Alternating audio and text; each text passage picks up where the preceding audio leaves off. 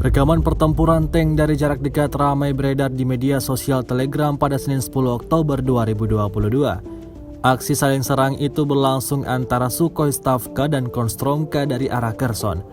Tank dan kendaraan lapis baja Ukraina dihancurkan tank Rusia saat mencoba menyerang ke wilayah Kherson.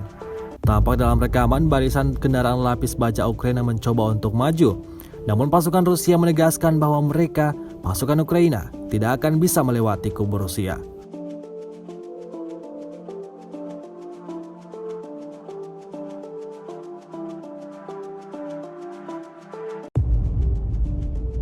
Rusia melaporkan secara total 317 pesawat Ukraina dan 159 helikopter, 2.182 kendaraan udara tak berawak, 379 sistem rudal anti pesawat dieliminir sejak awal operasi khusus. Sementara itu dari kubu Kiev, Kementerian Pertahanan Ukraina melaporkan 440 tentara Rusia dieliminir dalam sehari terakhir. Total 62.500 prajurit Federasi Rusia meninggal sejak awal konflik hingga hari ke-228. Terima kasih sudah nonton. Jangan lupa like, subscribe, dan share ya.